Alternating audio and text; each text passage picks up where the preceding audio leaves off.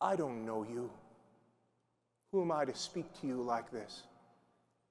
I know my students at the University of Mary, and they're a wreck. I love you. They're beautiful, but they're a mess. But who are you? What about you? Did you flush your drugs down the toilet just before you got on the bus to come here? Did you sleep with your girlfriend just last night?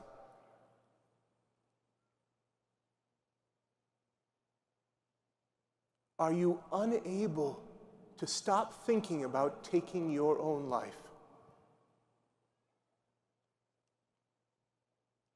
Do you allow bitter, horrific lies to pound on your mind all day long?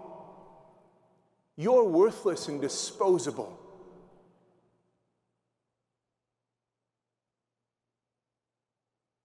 You're all alone.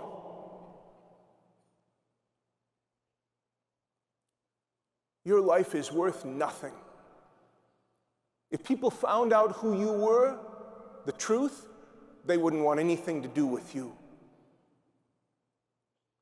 You should just give up.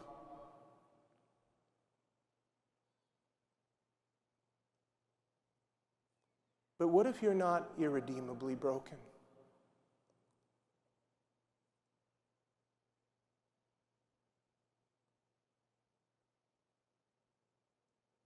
What if the lies are all just garbage? What if you were able to break free?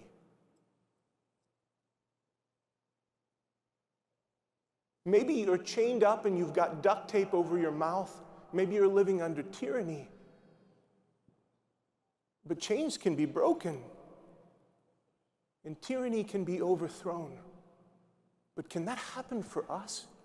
Can it happen for our curse? Can it happen to death and to sin?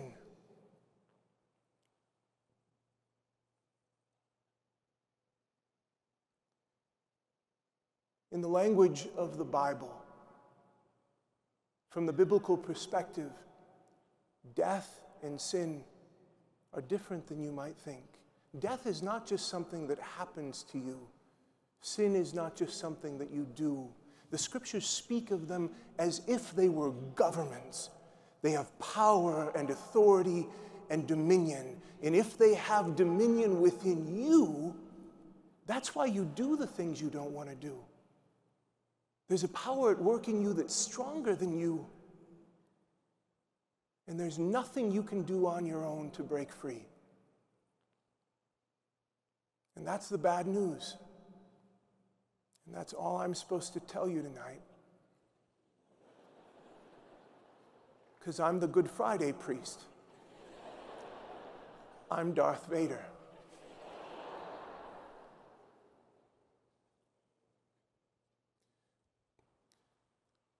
But Jesus came to break the power of Satan.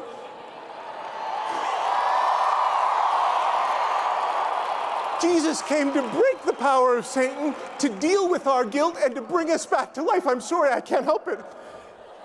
And then he tricked the devil into killing him whom death cannot hold, so that he would rise up triumphant and wreak havoc upon death and sin and break them down and destroy their power.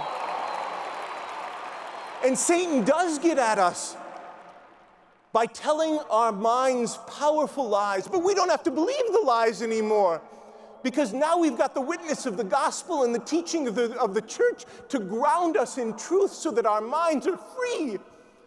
And the wound of sin is very deep in us, but is nowhere near the deepest part of us. Much deeper down in the caverns of our baptized soul is a home for God, a place for the indwelling of the Holy Spirit, and we're capable through baptism of life with God and God living in us. And one last thing, there is an ironclad rule in the Christian spiritual life. Because Satan has been overthrown, now the very worst thing he can ever do to us is to get us to give up. And if we don't give up, we always win. If we don't give up, we always win. Because